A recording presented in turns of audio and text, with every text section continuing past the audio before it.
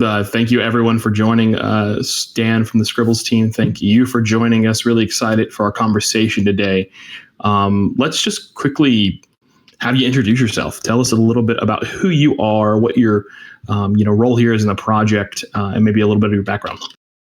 Yo, what's up, guys? My name is Dan. I'm the co-founder and creative director of Scribbles. Just like Yanni, I come from a marketing background. I've owned several Web2 businesses, and Yanni has as well. And we have been involved in NFTs for the last 2.5 or so years, just about when the kind of hype moved from being DeFi to all of a sudden this new thing, NFTs. That's about when I got into NFTs. So hard to say I'm an NFT OG, but since the cycle has been so not so long ago, an NFT just got popular, I would say we've been around NFTs for just about as long as they have been popular on crypto Twitter.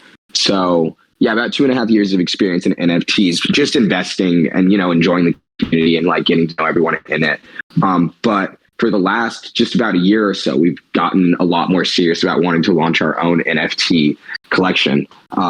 And so that kind of led us about a little over 6 months ago into the concept for Scribbles, because basically our thesis was we wanted to create something in NFT world that was going to last and stand the test of time. And for that reason, we didn't want to do a meta hype, a meta chase or anything, because I feel projects drop that are just chasing the specific meta that had just came out, and by the time a project launches, the meta might even be gone. So we wanted to think of something that was meta agnostic, right? So we were thinking and trying to put our minds together for something that we knew could stand the test of time in crypto, and something that had been proven to do that already. And we arrived at fine art, just because when you look at NFTs that are still doing successfully over time, it's those fine art collections, right? And they have a longer time horizon that they're allowed to be successful on as well. Art just in general has a much longer shelf value than say your next meta chasing project. So that's where we arrived at fine art NFTs. And we knew that we wanted to build something that we could use our skill set to make really successful, right? So we arrived at onboarding Web2 artists into Web3. And we came up with this idea. We thought we were super original. And then you had a project Go to drop, a couple months after we had made this concept and started working on Scribbles, which some people would be oh, damn, that sucks. Someone beat us to the punch. But really, there's so much space in this ocean for fine art. And we just thought it was sick that Pharrell had the same exact idea that we did. So we were we're obviously onto something. This is something that obviously has legs, because you have people like Pharrell, maybe the largest, most important artist alive right now, just across multiple mediums. If he did something, then that means we were on the right track. So we decided to go deeper into it. And like I said, we wanted to do something that kind of complemented our current skill set, which was onboarding Web2 artists into Web3. And so our thought here was, you have a bunch of artists who are on a meteoric rise, right? Potentially in the Web2 world, that really are kind of apprehensive of getting into Web3. It could be for a number of reasons. Reasons could be they think it's a bit scammy. People that have reached out to them, though thus far, maybe felt disingenuous. When you get DMs that are would love to work with you, we're X project. Oftentimes that feels pretty scammy, and a lot of times it actually is. So a lot of these artists are kind of off-put on entering Web3, even though we know Web3 is the best place for artists, and that NFTs as an art medium are only on the rise and are gonna I wouldn't say they're gonna replace digital art or physical art in any way, shape, or form, but NFTs will be just as important of a medium as physical art in the near future, if not already. But anyways, we knew that we could take our skill set of marketing and then of organization and Web3 infrastructure and help these artists kind of begin their careers in Web3. And so the concept was, we take an artist who's already had traditional success, bring them into Web3, and then help them start their career there. And we offer them the marketing, the community building, the mint contract function, the website building, everything. So the artist just has to focus on their craft, and we do the rest of the work and then create awesome NFT collections out of it. So that's how we birthed the idea of Scribbles. And we basically been working super hard along the way to make that dream a reality, and we're on the doorstep of making it happen. So we're super stoked. And there's a lot into why we built the factions as well, because obviously we are a PFP like appearing project. We did make profile pictures for everyone, but the profile pictures are the Mint Pass, right? So like you have Goda and you have QQL and you have Arties, and they're all Mint Passes, right? And it's like just like it's like a uniform pass that you use to Mint. And we thought, like, while that's cool, it doesn't necessarily appeal to a lot of people who are super active in NFTs, which is the PFP community. Because, like, when you think about the communities that have lasted the longest, it's been people who were able to rally around something common. And often those PFP projects had, like, the right vibes.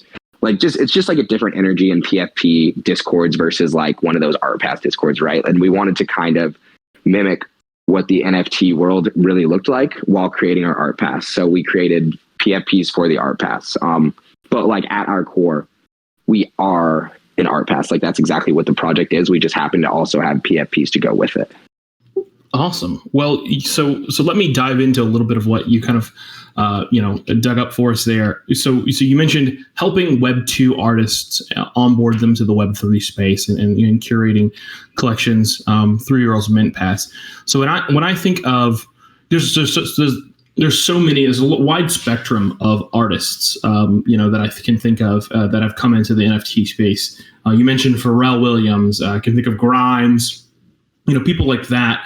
Are we talking about people with notoriety such as that? Are we talking about like artists like Burnt Toast and Hey TVM, people like that who have launched successful collections? Are you kind of going for those kind of people who artists who have been heard of before, but not necessarily like, will have won Academy Awards or Grammys before? So yeah, that's a great question. Can't say that we're going to get anyone near Pharrell's level, unfortunately. Like maybe in the future, I think we're a bit early to get the number one living artist on the planet. Seems like they're the type of people that launch their own stuff like he did.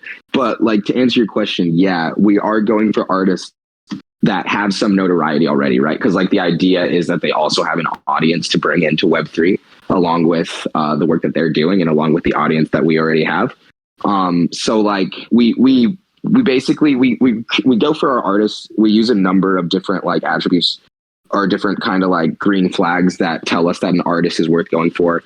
And one of those things has to do with like their notoriety. Another thing has to do with like if they've already had work that's like selling for decent prices, what's their growth trajectory like as far as their followers go, and where do we anticipate their art so the main thing is how well do we anticipate their art and their style like aging, and how much do we see them being able to grow their own brand in the short term, the midterm, and the long term, right? So those are like kind of some of the parameters that we look for. And then obviously just do they make art that like aesthetically fits what's already working in Web3? And oftentimes like art is barrier breaking and like it's some new thing. But like we do have like art to look like, we have sales that we can like look at like collections from art blocks or like different artists to be like, we know that in concept art like this does work as like an NFT, and that the NFT community is receptive of it. So these are some of the things that like, so like for a little more background too, like in the project, I'm a lot more involved on the art side than Yanni is, and Yanni is a lot more involved on the infrastructure side than I am. So like I'm the perfect person for this question. So like those parameters that I just gave you, I went ahead and I hired an art curator as well, because like I'm an art collector, like traditionally my family collects art as well. It's just been like a world that I've been exposed to since I was like really young. So like I have like somewhat of an understanding, but I'm not like at a lifetime artist level. So we hired an artist curator who is a lifetime artist, who comes from a family of lifetime artists. And she studied for the last 6 years. And this is like her primary school and secondary school. I guess she studied art as well. But what's important is like what you study in college and for your master's. And in college, she studied fine arts at the University of Madrid. And then she majored in contemporary arts research. So like those two degrees, they embody like doing the art, the history of all the art, understanding like the success stories and the failures within those artists from like every generation, right? So like we have someone who really understands what takes an artist from early stages to becoming like a great. And so we hired her to then vet every single artist that we're going after, and also to identify new artists that she thinks do have potential to really make a name for themselves in the art world. And when I say make a name for themselves, they already have names already, but we anticipate that they can really, really blow up and become something super special. So like, without giving too much away, our first artist, like our main thing with him, like he had art that we knew would fit the NFT world very well. He's like a visual designer, and we know that stuff like that works really well. You look at artists like Fuck Render and like people who do like kind of similar-ish concept work. And so you're like, I know that works already. And then we looked at his following. At the time when we reached out to him, he had like 34,000 followers on Instagram.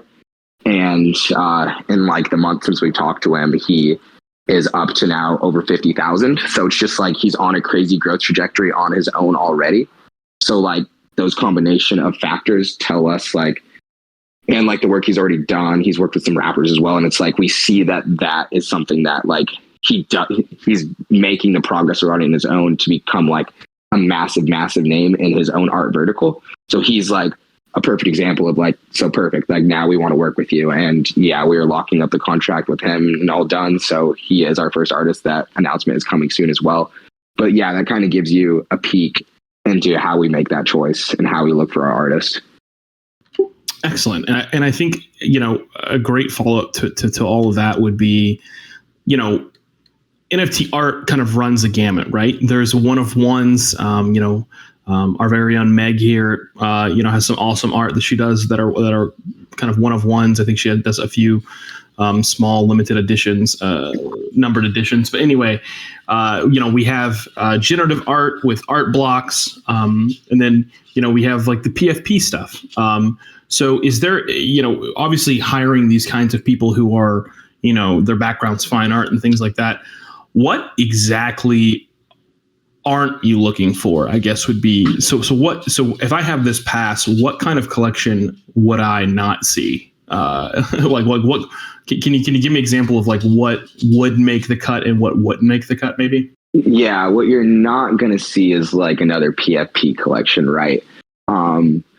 So you're not going to see us like do like 3D versions of like our current Scribbles, and that's like the fine art collection. Like that's something that like we don't see, like we're definitely not trying to do.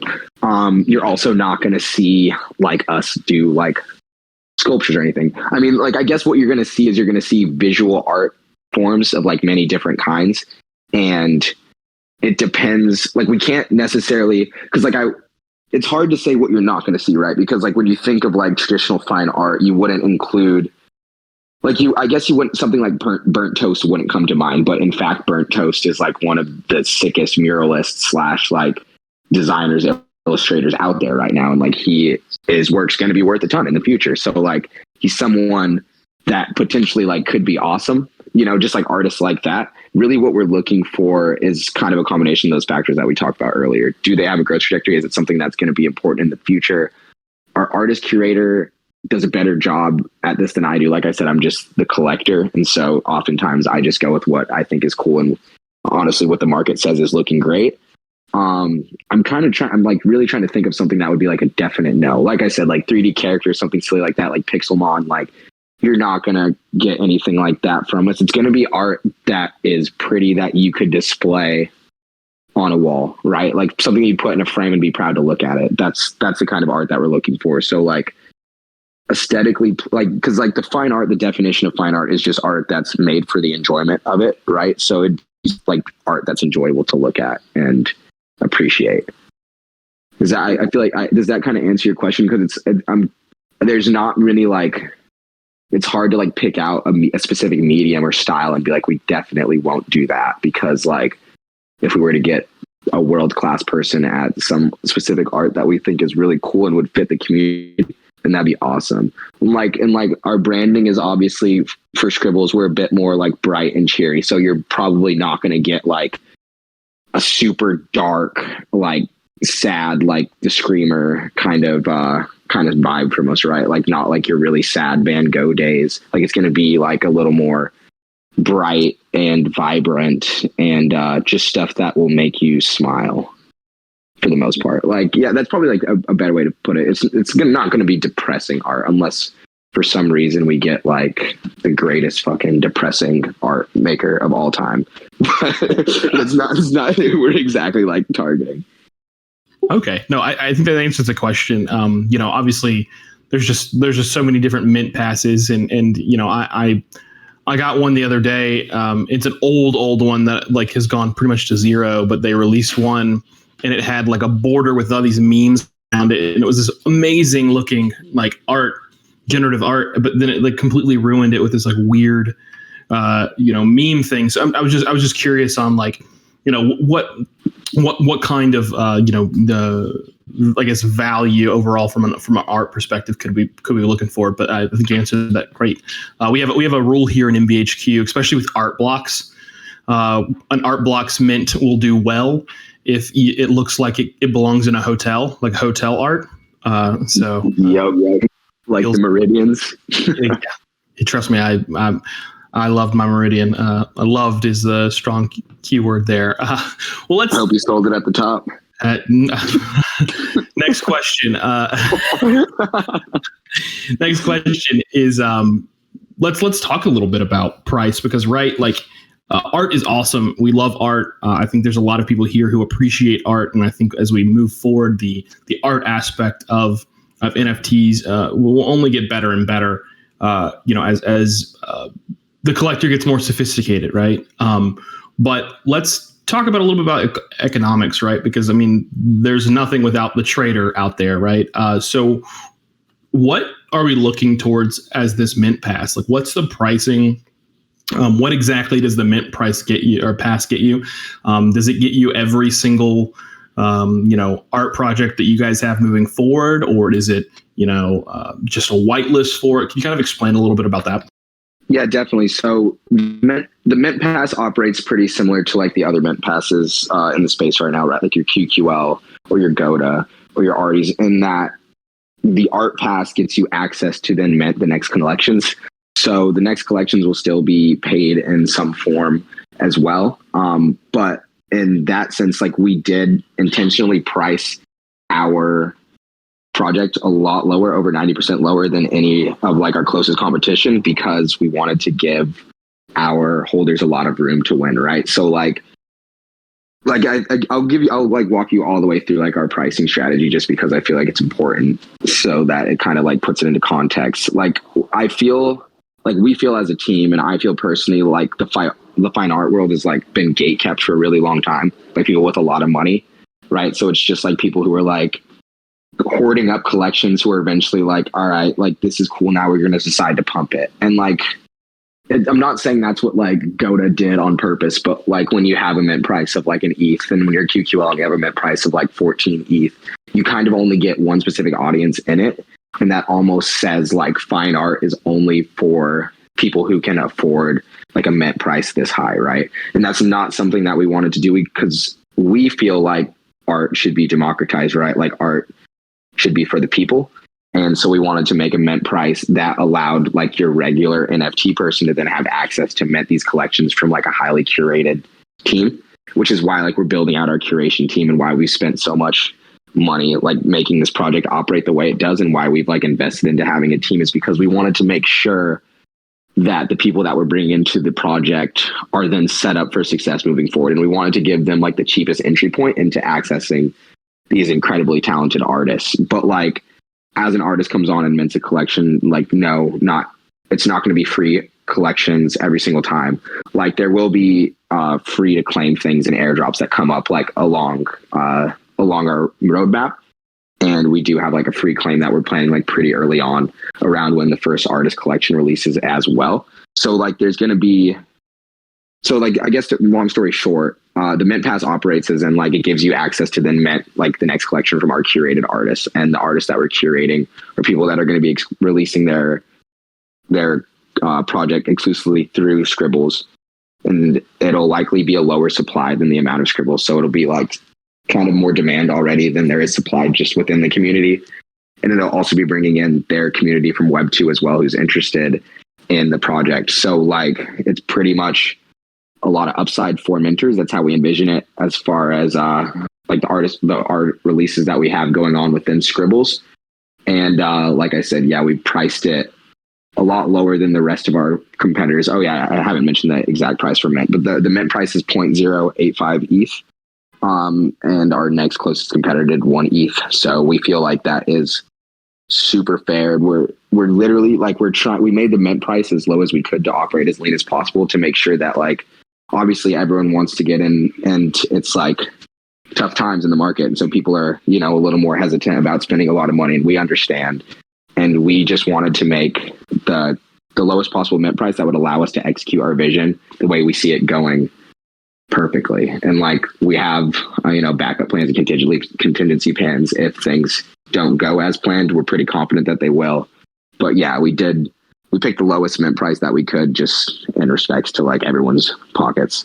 We're not standing to make a lot on this at all, because we've invested so much money in the front end that, yeah, we basically priced it just so that we could make sure that we succeed super hard for the artists and for our community.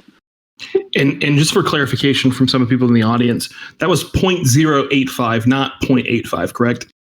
Yeah, 0.085. I mean, 0.85 wouldn't be much lower than our 1 ETH competitor. Yeah, 0.085 ETH.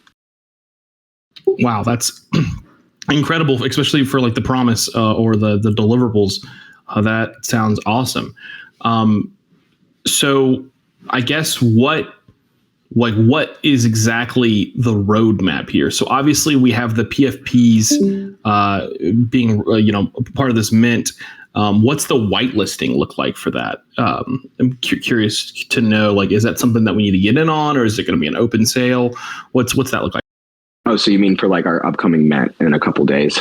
Correct. Yeah. Okay. So the upcoming mint is all whitelist.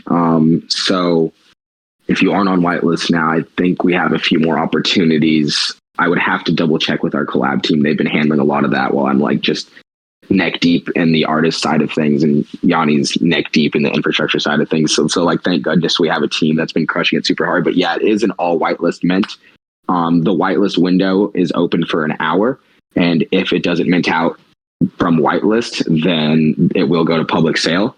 So the opportunity is there for public sale as well. And there's always the opportunity on secondary to get in as well. Because like you said, we think that we've priced it so low based on the deliverables that there's really only upside for mentors. And like, we did that intentionally because like, we just want to make sure that there's like pure upside, right? Because like, at the end of the day, the team like is successful when the community is taken care of and the community is happy.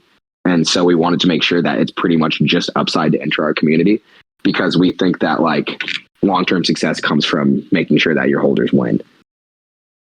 And it's a little bit hard to do that when you come in at like a 1 ETH or a 14 ETH floor price, because at that point it's like, all right, like there's a lot more room down than up. You know what I mean?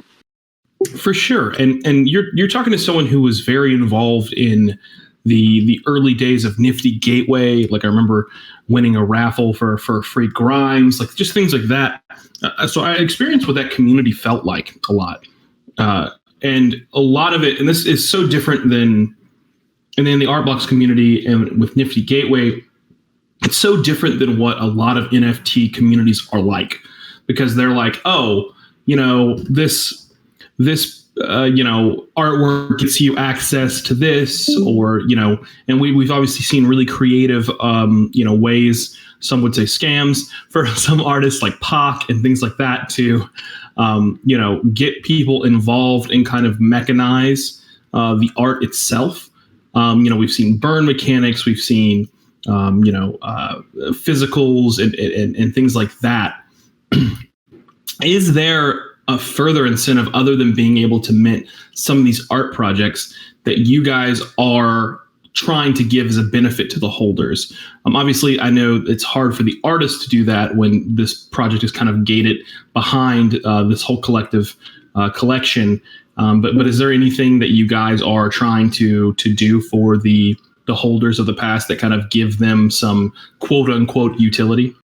Yeah, so the main utility is definitely the art, right? Like, so the art pass in general. And like you mentioned, physicals, and that's definitely something that we plan on offering as well. Cause like, it's just really cool. And there's like a trait that a couple of the pieces get, like a physical piece accompanied with them. Like, I remember minting generoscopes and like hoping that I would get one of the printed ones. And then like, it was just dope, right? Like, it's cool when you know that you could actually get something physically signed and numbered by the artist. So that's something for sure. But as far as utility goes, we don't want to stray super far away from actually providing the artist work, because at the end of the day, the whole project's point is for like art collection, right? And so like, along with the collections that will be like mintable, we also, like I said, are going to be doing airdrops and free claims that are just different art, because like the whole point, not the whole point, but something that we really want to make sure that we're doing is that we're like, because we understand some of our community who's coming into it might not be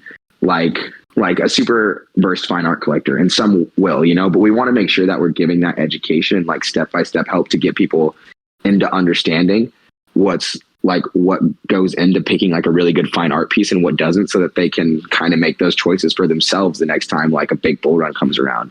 Like, if you couldn't tell by like the depth that I go into with like the artist picking and everything, like my answers, it's just something that's like really interesting and important to us. And we feel like the more people who know about it, the better, because like I said, it feels like it's been a gate-kept industry for so long. So, but that's like, and so like Yanni would want me to mention this side too, because like on top of like the art utility, we did spend a ton of money and effort into like the minting process as well, right? So like, if we were to like put the entire art pass aside, we have created like the first of its kind mint like that we're doing, and we feel like it is the new standard for minting NFTs. Because another thing, like our motto has been that we want to innovate on all fronts, right? So like, we want to make sure that we're like onboarding new people into Web3 as far as the art collection or the artists community goes. We want to make sure that we're getting Web3 people into fine art. We also wanted to make sure that we were innovating on the mint front. And we thought that a big issue with current mints, so like a FUD point, is that it's never really verifiably random, right? Like, you see collections mint out, and then all of a sudden some of the random serial numbers, not even like a cool one like number 69, you'll see like number 414 sells for 5 ETH when the floor is like 0.5. And it's like, why is that? It's because someone had access to the metadata, or the team told someone like, this is a rare and buy it, right? So like, we wanted to know, like, how can we make something like a mint truly verifiably random? And so our dev team worked hand in hand with Chainlink. We partnered with them to create, or to use their verifiably, yeah, like I said, Yanni's a better person for this, but I can still explain it. To use their verifiable randomness that they built into their code, to then pair that with our mint to make sure that every time someone mint something, that metadata is truly verifiably random, and that it's only assigned to the NFT at the moment of mint. Right. So we included that in our smart contract. We also created a minting game as well. Right. So similar to like Candyland was the concept behind it. So like, basically for every single dice roll, your NFT is going to be assigned a specific trait, and that trait won't be known until you roll that dice. Right. So we wanted to just, like I said, create something that's truly verifiably random. So to then set a new standard for minting, because we feel like if you are an NFT and you want your community to know that, hey, you really aren't messing with the metadata and like everything is truly fair, then the tech that Chainlink has does that. So why not just integrate it to make sure that your community knows for sure that you're not bullshitting them, right? Oh, sorry if I'm not supposed to swear on the on the recording. My bad, guys. Excuse my French. Yo, by the way, I just made it in. Hey, what's up? What's up? Sorry for being late, guys. My girlfriend crashed my car on the highway, so I just had to go pick her up, make sure she's all right. Everything all right? There he is. Yeah, she's all good. I'm gonna have to get a new front half of my car, but we'll be all right. Well, hey, hopefully you guys have a successful mint and you can just go out and buy a new one. I know. Everyone, oh yeah, the one Lambo, right? Well, no. Really more like Win Honda.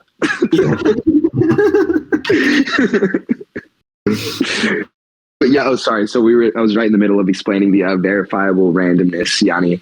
And so like the utility alongside of the art is just that you are taking place in the standard of like new mints is how we see it. Like I think Azuki, when they dropped ERC 721, or was it 722? Sorry, I'm like kind of mixing them up. They set a new standard, right? As far as like mint and efficiency goes, as far as a mint contract, we feel like we're doing the same exact thing, except for truly random mints, because at the end of the day, crypto needs to be moving towards like a trustless state where you don't have to like think someone did something and just trust them, like on their word that they didn't share out the metadata, you know for sure because the code says so, and code is law, that metadata could not have been shared with anyone. And on top of that, we also built just a crazy mint game to go around it that we think is not crazy, wouldn't be the word, but like a very intricate and well-built minting game that no one's done before as well. And we feel like that will probably get copied too. So like those are just like built on add-ons on top of the art pass. Cause like I said, we just wanted to innovate on every single front that we could. Cause at the end of the day, if you're not putting your best foot forward, then why would you put any foot forward at all? And we're basically doing everything we can to make this thing a home run and as badass as possible. Hell yeah. And you know, we I think we as collectors here, we as mentors, as degenerates, whatever you want to call us, we appreciate projects that are solely, you know, for one purpose. And art, I think, is one of those. I think art is one of the ones that isn't going to go away anytime soon. I think there are games, there are, you know, fashion, there are, you know, avatars, there are all these different kind of projects. And the whole purpose of the project is to try to pump utility or pump, you know, uses out of it, and et cetera, et cetera. And at the end of the day, art is art, baby. You know, it is. Love it. It is not, you know, meant to, you know, I bought a Van Gogh, not because, you know, I thought it was going to get me into, you know, the Grammys this year. I bought a Van Gogh because, you know, it's a Van Gogh. So I'm that's not lost on me, but it's really cool to hear the minting experience. You know, one of my favorite minting projects was Funks, the punks that were in the opposite direction, right? And they had an amazing just way to mint it. It was this fun little like whammy game, and it just made it fun. So I do appreciate those little extras that you guys are looking to add on. And also shout out to the Funk team. Those are some of the best builders in the space. I was in the community for a while too, and you just brought up some great memories because that team went above and beyond, and like I think they're really pushing the limits of what it means to be a truly decentralized project. So yeah, shout out to Funks. I remember Scribble Dan was shouting Funks out from the rooftop about a year and a half ago. You could have made it, but you didn't listen. Dan, not to get too far off track, but I literally minted 65 of them. So you were real happy. You were, because that narrative, I mean, like one of my buddies was just like up our asses basically about the narrative that like it's the true decentralized punks and like buy them. And this is like in the summer when the floor was like 0.05. And I was like, all right, like you guys aren't going to shut up about this. I'll buy a funk off a secondary. And then like I bought like 5 more. And then lo and behold, the narrative took off completely. And I was like, oh my God. And you had like dudes like Venture Coinist, like Luke, who's like, I think funks are the best investment of this year. And I was like, oh my God, like this is actually happening. And like, to be fair, like Chopper Dad and the team and Pauly, I mean, I have my feelings about Pauly, but like they did a fantastic job of like building a community and like getting people to like do a rallying cry around one thing, like better than I've seen most projects do. Like I think they have like this most serious cult following, like even more than like your crypto dick butts or everything. Cause funk owners are like super red pilled. Like the most red pilled of any community, in a good way. Bullish to hear you talk again. I think everyone should look at that project from a deconstructed viewpoint. There's some great things, some awful things, you know, all about it. But you know, just hear that, you know, that you guys are willing to look at things like that is pretty cool. Just from my standpoint, at least. Oh hell yeah! I mean, I knew you're a man with taste once you said a man with taste and I guess serious foresight for minting 65. So hell yeah. That was a really different time in the space, huh? I feel like now stuff has to take off like day one or it's like a flop. And back then it like could take weeks sometimes, you know, even longer for things to pick up. Yeah. And speaking like even to get back on topic, I guess that's even more the case with art, right? I mean, art blocks nowadays has to, you know, it's the same day pump. Like, you know, people here are flipping art blocks, you know, left and right on it's, you know, can I take a chance to mint this art block at 0.75 and hope that, you know, I can sell it for 3 ETH.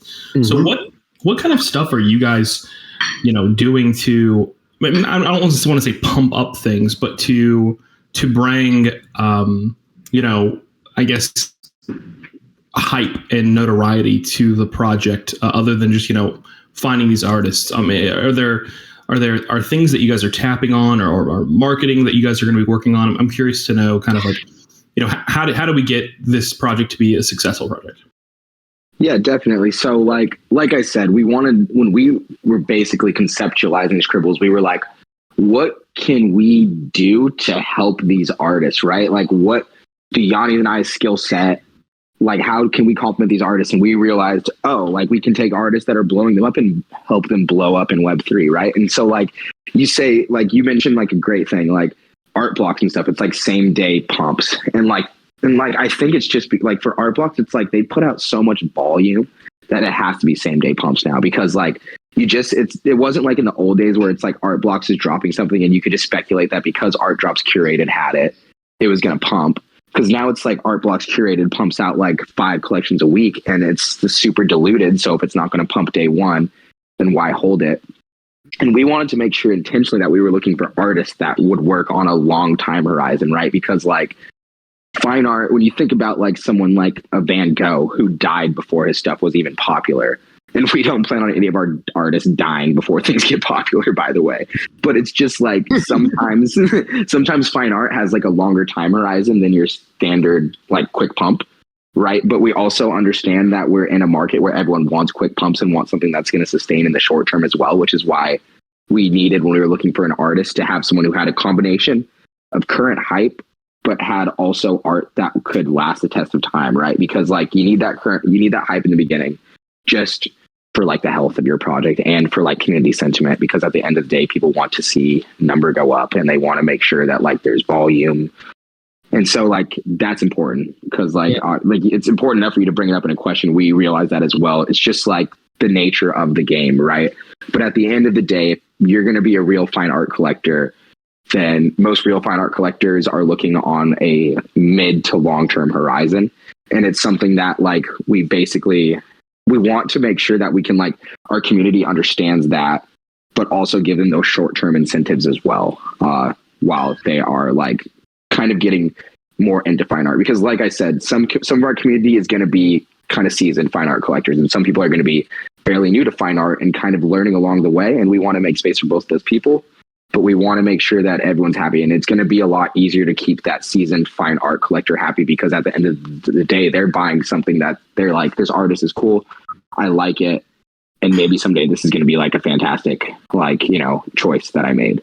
And one thing on the art selection side is like our curation and like looking at these artists, like to make sure that they fall into this category of potentially both short and long-term success. One really key piece we've been looking at, and especially for our first artist, is like rapid growth. I don't know, have you told them about our first artist yet? Yeah, so I gave them the rundown of how we choose the artist and about how this current artist that we picked is on just a massive hype trajectory. And so like basically we got down to like a final like 5 artists that we thought were really, really awesome. And we ended up going with this guy who will be announced pretty soon, just because like out of all these artists, he had pieces that we thought worked really well in our ecosystem. And out of all of them, he was just on by far like the quickest growth trajectory. Like for some reason, well, not for some reason, his art is just like badass. The algorithms love him and are pumping him, and his following is just skyrocketing. And we think like our thesis is that like his work, his skill combined with his trajectory and his willingness and desire to get into Web3 is like a recipe for success for him to end up being like fantastic in Web3, because like his specific style of work works really well in the NFT medium, and he already has this like growing kind of eyeballs on him. So it's just like up to us to just like onboarding. Sorry, I studied a little bit. It's up to us to onboard him into Web3 properly, which is what we're good at. It's like, marketing and then like blowing up that collection. Absolutely. And it's like, it's such a good like symbiotic relationship there between someone who like is interested in Web3, has the skills for the art, but like is maybe terrified of doing development or partnering with the wrong person. So like one thing that I love that that he brought up on the call was that we were like the 10th or 15th project to approach him. And we were the only one who he gave the time of day. because we had our art curators basically reach out, and they know how to talk to artists because they're living that world. You know, they have their masters in fine art. They know how like that world operates, and that's going to allow us to onboard better artists than most people. I think most people probably are not necessarily doing it the right way when they're looking for an artist. So yeah, I really do think like getting the right people in the right places, and like instead of necessarily like focusing on outreach, like our focus is on our curators, and our curators handle the outreach. But like my most important goal is to get the best curator, because the best curator will get us the best artist. Yeah, and I gave them some background on the curator as well, because like Yanni said, it's good to trust a professional opinion versus like just our opinion, right? And so someone who's studied this their entire life has a better gauge on if this artist will actually be successful past like their quick growth trajectory, because like, you know, social media growth isn't really indicative of long-term success necessarily. It's just like very helpful in the beginning and getting someone like that quick notoriety and getting them popular and accepted. But at the end of the day, good art is what stands the test of time. And there's probably some of the greatest artists in the world right now have like no followings, and we'll get them in the future. We just happen to have found one that is on a rapid growth trajectory who also has art that works for us and that we really like. So yeah, I feel like our answers have been really long, so I'm sorry if we're going long. Just cut me off if I'm like we're going too far in, but just want to make sure that we can give all the context that we can to every question that you ask. No, your answers aren't. I mean, sure, your answers are long. I wouldn't say too long. The problem is when people ask a question and people just ramble on and on and on without a point. Obviously, you guys have had very good points, and it's made my job a little easier to where I'm not having to ask all these different questions. You're kind of bringing up the questions that I would have up next. So I really appreciate that. This is normally where we kind of open up the floor for questions from the community. And I see a lot of people listening. I don't see anyone like wanting to ask a question right now. Maybe someone has one typing up, but in the meantime, this is kind of where we kind of like wind down a little bit. And I want to make sure that we touched on everything that you guys wanted us to know about. So I use this time to maybe give you guys the platform to remind us of something maybe that we didn't talk about, or just to kind of reiterate a little bit more about the like holistically what the project's trying to accomplish. So either or of those things, or both. Shit, go for it. Yeah, I think it would be great to talk about holistically what the project's trying to achieve, right? Because like you kind of have like short-term vision, which is like we're just onboarding the best artists into Web3, right? And like the long-term vision is that we know, like as a community, which is why everyone in this Discord is here and why everyone in NFT Twitter is still active. We know, or else we wouldn't be spending all this time here, that NFTs are just they have a massive use case in the future. And I think most people would agree that a really big one of those use cases is empowering artists, and then as an artistic medium, right? Like there's just never been a way for artists to earn royalties on their sales, which I think is something that's completely fair for artists. And because like musicians do it, you know, and actors do it, why not visual artists? And if we know that NFTs are here to stay, and that NFT as an art medium are here to stay, and we can assume that they're going to get the adoption that we're all hoping for in the future, because like, you know, with time just comes adoption, then we know for sure then that there's going to be a large group of artists who are from the Web 2 world who want to move into Web 3. And there's not a lot of onboarding platforms for them right now. Like there's not a lot of on-ramps into Web 3. It's pretty intimidating unless you have someone holding your hand. And that's just like even for me, like I've been in crypto specifically since 2019. So like not long, but like longer than I guess people from this new cycle. And in the beginning, it took hand holding, right? Like it took people who are going to like show you how to do everything. And we know that there's going to be a whole generation of artists who want to get into Web3 who can't, and they're going to need a partner. And we want to be that partner, and we want to be the go-to for all the best artists. And there's only a couple products doing this right now. So we feel like the market share is so tiny. But like the end of the day, the problem we're solving is massive. Like in reality, there's space for a lot more people to do this just because it's going to be such a big problem. and not a problem in a bad way. There's just going to be so many artists who want to like then get in who cannot, and we are going to be that source for them, which means our community benefits from it because like we're basically building in the bear market because we know that when we come around to this next bull run, this is going to be a huge thing, right? And like we want to be well positioned and already established to make things happen on a much larger scale than they're already going to be happening right now. So like the long-term goal is that we are that onboarding partner and that we are onboarding artists, brands, everything into Web3 in the most successful way possible. And what that takes is time and success stories and case studies, and we're going to be building those longer than anyone else because we're starting now. So that's basically the long-term goal. Yanni, is there anything you want to add to that? Dan, did you already go over our partnerships and stuff today? We did not talk about, well, we talked about Chainlink and using VRF. We did not talk about Magic Eden. Yeah, so I guess it's some early alpha for you guys. We just agreed with Magic Eden to go on their launchpad as well. Still going to be fully minted on our website, so going to be like a featured collection on their launchpad. Additionally, we have Champ as an advisor, and you know, like I think getting all these projects on board with us is a good testament to our vision, what we're building, because obviously all these projects and people vet pretty hard, and we hope that for now it serves as like a good standard for you guys to be able to trust that we have a plan and that it has really awesome potential. And then from there, you know, post-mint, it's up to us, and I'm really, really confident in the team and our ability to bring on the right artists and the right guys to where everyone's extremely excited and is like, this is exactly what we wanted, or hopefully even better than what we were expecting from these guys. Awesome. And just to clarify, this project is on mainnet ETH, right? Yeah, it is.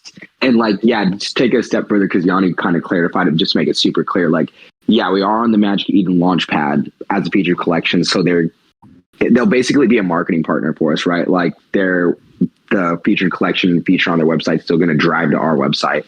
It's our custom coded mint contract because like it's obviously hard for Magic Eden to like then do the Chainlink integration as well. Like our dev team, we paid a lot of money for them to do that. So it's not necessarily something in Chainlink's, in Magic Eden's purview. So it's still our custom smart contract. The mint is on our website.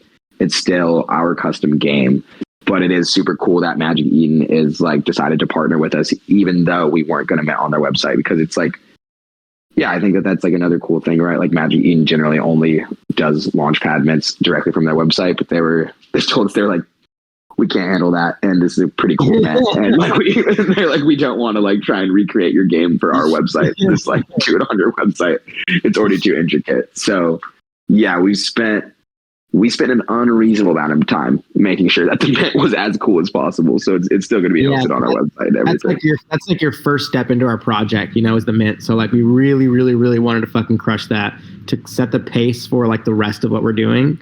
And we're very, very excited for the future. Very excited. Dude, Yanni, you got to be careful. They said that we can't cuss on this stream. Did I just cuss? I'm just kidding. I'm just kidding. I didn't even know it came out so naturally. Yeah, there's no way they'd give me any kind of media responsibilities whatsoever if I couldn't cuss. So I was like, oh shit. Well, guys, it looks like we don't have any more questions. And it looks like a really good summary and again, follow up there with the partnerships from you guys. I just want to thank you both for coming here. You, Yanni, more than Dan, because you were in a hurry, man. Dan was just kind of chilling anyway. Yeah. What the hell, man? Yeah. First off, I would like to thank me as well for showing up. Ryan, appreciate you having us, man. I really do. And thank you all for coming. I know it's no small thing to take an hour out of your day to come listen to a couple guys on a little AMA. I really hope you enjoyed it, and I really hope to see you involved in the project, and excited for midday tomorrow or in 2 days.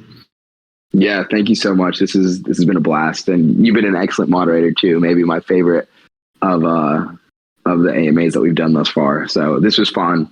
Hope to see your community in our Discord as well, and hyping up Mint. We have a lot in store for you. Really excited to unveil the artist as well, so stay tuned for that. And like I said, like we've been kicking our ass for 6 months to make this as special of an event as possible. And for it to finally be here is like super exciting and nerve-wracking for us. And so, yeah, we're just excited to take the next step deeper into the Scribbles universe and start making the magic really, really happen. Woo! Hell yeah. Awesome. Well, again, you guys have been a pleasure as well. Don't forget to tell my bosses. And everyone have a great night. Really, thanks. Awesome. All right, later.